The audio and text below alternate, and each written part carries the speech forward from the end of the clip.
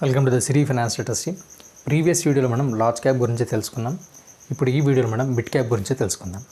మనకు ఇండియాలో ఉన్నటువంటి టాప్ కంపెనీస్లో 1 to 100 వరకు ఏవైతే కంపెనీస్ ఉంటాయో వాటిని లార్జ్ క్యాప్ అని అంటారు. అట్లాగే 101 నుంచి 250 వరకు ఏవైతే కంపెనీస్ ఉంటాయో వాటిని మిడ్ క్యాప్ అని అంటారు. సో మిడ్ క్యాప్ ఫండ్స్ అంటే 101 నుంచి 250 లోపు ఏ కంపెనీస్లో ఇన్వెస్ట్ చేస్తారో వాటిని మిడ్ క్యాప్ అని అంటారు. సో ఈ విధంగా మనకు మిడ్ క్యాప్ని గుర్తించాల్సి ఉంటుంది. మిడ్ క్యాప్ యొక్క డ్యూరేషన్ వచ్చేసి మనకు 3 years నుంచి 5 years వరకు ఇన్వెస్ట్ చేసే వారికి మిడ్ క్యాప్ అనేది బెస్ట్ ఆప్షన్. ఇది దీంట్లో మనకు లార్జ్ క్యాప్తో కంపేర్ చేసినట్లయితే మిడ్ క్యాప్లో ఎక్కువ రిటర్న్స్ వచ్చేటువంటి ఛాన్స్ అయితే ఉంటుంది. ఫర్ ఎగ్జాంపుల్ మనకు క్వాంట్ మిడ్ క్యాప్ కానీ, అట్లాగే ఫ్రాంక్లిన్ మిడ్ క్యాప్ కానీ, అట్లాగే నిపాన్ ఇండియా గ్రోత్ ఫండ్ అనేటువంటి ఈ విధంగా మిడ్ క్యాప్ ఫండ్స్ అయితే ఉండడం మీద జరిగింది. సో మనకు టాప్ 10 మిడ్ క్యాప్లో చూసినట్లయితే మనకు బెస్ట్ పర్ఫార్మెన్స్ ఇచ్చేటువంటి 2-3 ఫండ్స్ అయితే ఉంటాయి. ఎవ్రీ ఇయర్ ర్యాంకింగ్ అయితే ఇవ్వడం అయితే జరుగుతుంది.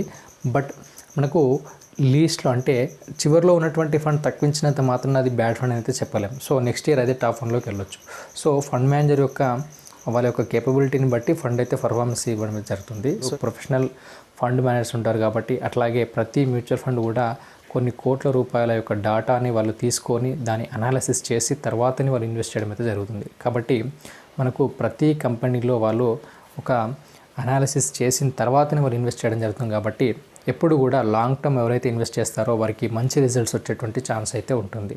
సో మిడ్ క్యాప్ సంబంధించినటువంటి మనం ఈ విధంగా తెలుసుకోవచ్చు. మనకు 101 నుంచి 250 కంపెనీస్లో ఇన్వెస్ట్ చేయడాన్ని మిడ్ క్యాప్ అంటారు. మనకు ఎవరైతే లాంగ్ టర్మ్లో ఇన్వెస్ట్ చేయాలనుకుంటారో వారికి ఒక మిడ్ క్యాప్ అనేది బెస్ట్ ఆప్షన్. ఇది మీరు కనుక మ్యూచువల్ ఫండ్లో ఇన్వెస్ట్ చేయాలనుకున్నట్లయితే డిస్క్రిప్షన్లో ఇచ్చినటువంటి లింక్ ద్వారా మీ డీటెయిల్స్ని ఎంటర్ చేసినట్లయితే మీకు ఫ్రీగా మ్యూచువల్ ఫండ్ అకౌంట్ అయితే క్రియేట్ అవ్వడం జరుగుతుంది.